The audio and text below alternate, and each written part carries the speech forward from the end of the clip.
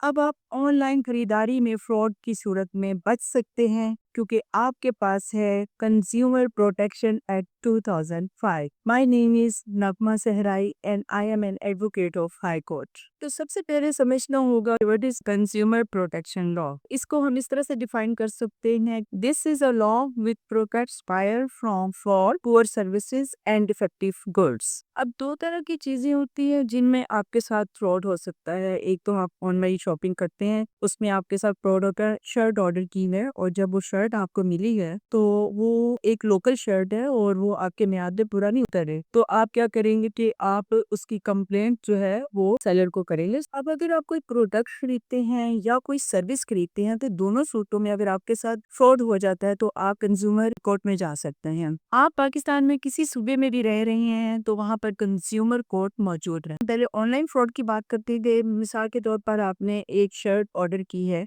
Online, जब आपको मिली है तो वो नहायत सस्ती और लोकल शर्ट है, तो आप क्या करेंगे कि जो सेलर है आप उसको मैसेज करेंगे। सबसे पहले उसको एक नोटिस देंगे कि ये शर्ट जो मैंने मंगवाई है ये मियाद के मुताबिक नहीं है। अगर वो उसको आपका जवाब नहीं देता तो उस सूरत में आप क्या करेंगे, सबसे पहले लीगल नोटिस देंगे। अब हम लीगल नोटिस की अगर बात करते हैं तो इसके अंदर ये है कि वो लीगल नोटिस आप खुद भी दे सकते हैं। मतलब उसके लिए आपको किसी भी वकील को हायर करने की जरूरत नहीं है। लेकिन वकील को हायर करने का ये फायदा होता है क्योंकि जब आपके साथ कुछ फ्रॉड होता है तो आप जज्बाती हो जाते हैं। तो कानून में ये होता है कि जरा सुकून से और काम तरीके से सारा काम किया जाता है, जबकि आप ये मामला अगर किसी वकील के पास लेके जाएंगे तो वो जरा उसको ज्यादा बेहतर तरीके से हैंडल करेगा। अब अगर किसी वकील के साथ भी कोई फ्रॉड हो जाता है तो वो मेरे ख्याल में जो खुद वो केस फाइल नहीं करना चाहिए, उसके लिए भी उसके किसी साथी वकील से ही मदद लेनी चाहिए, क्योंकि अपने मामले में आप जरा ज्यादा जज्बाती होते हैं।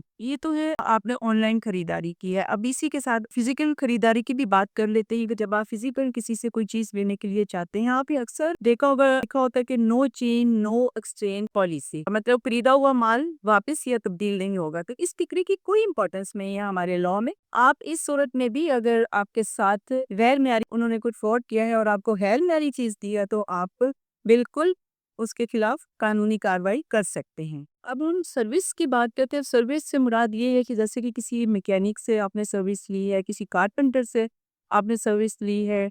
अब मैकेनिक की बात करते हैं कि अगर आपका एसी खराब हो जाता है और आप किसी मैकेनिक के पास वो एसी लेकर जाते हैं, वो आपका एसी को ठीक करता है और आपको वारंटी देता है कि ये एसी अब 3 मंथ तक या 4 मंथ तक इसके अंदर कोई खराबी नहीं आएगी। वो आपसे पैसे लेता है इस चीज़ का, लेकिन जबकि सेकंड देगी उसके अंदर खराबी आ जाती है, तो जब आप उसके पास दोबारा जाते हैं तो वो उस फॉल्ट को सही करने में इनकार कर देता है कि नहीं जी बस मैंने जो करना था कर लिया, या कोई भी वो बहाना बना दे या कोई भी बात करता है तो आप उसके खिलाफ एक्शन ले सकते हैं। मैं आपको ये बताती चलूं कि कंज्यूमर एक्ट में जाने के लिए आपको किस तरह से एक्शन लेना है और आप पहला स्टेप क्या लेंगे। अब आप अंडर सेक्शन 28 उसको एक लीगल नोटिस जारी करेंगे जिसके अंदर ये लिखा होगा मैंने अपना एसी इसे सही करवाया और ये इसने किस तरह से सही नहीं किया। और इम्पोर्टेंट बात ये है कि जब भी आपने किसी के खिलाफ लीगल नोटिस लेना है और उसके खिलाफ आपने कंज्यूमर कोर्ट में जाना है तो उसके लिए आपको 30 डेज के अंदर अंदर ये केस फाइल करना होगा और अपनी कंप्लेंट दर्ज करवानी होगी। अब जो मैकेनिक है या जिसने आपके साथ फ्रॉड किया है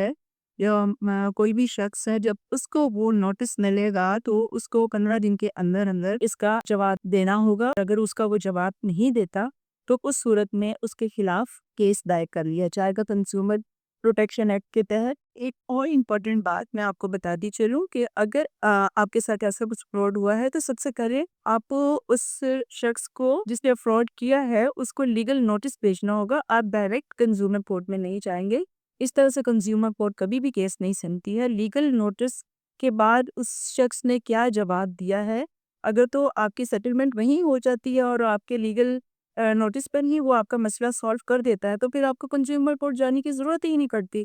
लेकिन अगर वो उसका कोई जवाब नहीं देता है तो उस सूरत में आप कोर्ट में जाएंगे और वहाँ पर आप कुछ डॉक्यूमेंट्स हैं जो कि आपने लगाने होंगे। पहली चीज़ जो है वो है आपकी CNIC की कॉपी, दूसरे नंबर पे है रिसिप्ट या इनवॉइस और तीसरे नंबर पर है रिटर्न कंप्लेंट नोटिस।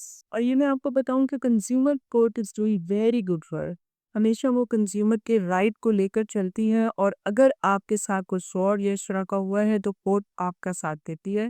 اور 70 to 80 آئی تھنک 80 to 85% جو ڈیسیژنز ہوتے ہیں وہ کنزیومر کے حق میں ہی ہوتے ہیں۔ اور مزے کی بات ہے کہ کنزیومر کورٹ جیسے کہ نام سے ہی ظاہر ہے، کنزیومر کی بات تو غور سے سنتی ہے اور کنزیومر کے رائٹ کو سمجھتی ہے۔ اگر وہ حق پر ہے تو اس کے حق میں ہی فیصلہ کیا جاتا ہے۔ عام طور پر کورٹ 3 طرح کے آرڈر کرتی ہے۔ پہلے نمبر پر یہ ہوتا ہے کہ remove the defect of the product. دوسرے نمبر پر وہ کہتی ہے کہ پروڈکٹ کو ریپلیس کر دیا جائے، اور تیسرے نمبر پر بھی یہ کہا جاتا ہے کہ اس پروڈکٹ کی پرائس جو ہے وہ کنزیومر کو واپس کر دی جائے۔ اس صورت میں کورٹ آپ کو ایک اور فائدہ بھی دیتی ہے کہ اگر آپ نے جو کیس فائل کیا ہے اس کے اندر آپ کا جتنا بھی خرچہ ہوا ہے، آپ نے کچھ ڈاکومنٹس بنوائے ہوں گے، اس کے علاوہ آپ نے وکیل کو جو فیس دی ہوتی، وہ سب جو ہے وہ کنزیومر کورٹ جس نے فراڈ کیا ہے اس سے ہی لے کر دے گی۔ اس کے ساتھ ساتھ آپ اس شخص پر ہرجانے کا دعویٰ بھی کر سکتے ہیں کہ اس کی وجہ سے مجھے یہ ذہنی کوفت ہوئی ہے، میری اصل جو پروڈکٹ کی پرائس ہے وہ تو واپس کی ہے، لیکن جو میرا ٹائم ضائع ہوا ہے اور اس کے علاوہ جو مجھے محنت کرنی پڑی ہے اور جو مجھے ذہنی اذیت ملی ہے، اس کے لیے جو کورٹ ہے وہ آپ کو کمپنسیٹ کرتی ہے، اور آپ ہرجانے کا دعویٰ کر سکتے ہیں، اور اس صورت میں آپ کو ہرجانہ ادا کیا جائے گا۔ آپ کو یہ بھی پتا ہونا چاہیے کہ ایز اے کنزیومر آپ کے کیا کیا رائٹس ہیں۔ پہلے نمبر پر آپ کا رائٹ ہے کہ آپ کو صحیح معلومات ملے، اور دوسرے نمبر پر آپ کو سیف پروڈکٹ اینڈ سروس ملے۔ تیسرے، اگر آپ کو کوئی چیٹ کرے تو آپ اس کے خلاف ایکشن لے سکیں، اور اگر آپ کو غلط پروڈکٹ ملتی ہے تو اس کے لیے آپ کو ریپلیسمنٹ یا ریفنڈ ملے۔ اگر آپ کو میری یہ ویڈیو پسند آئی تو پلیز اس کو لائک کیجیے۔ Thank you so much.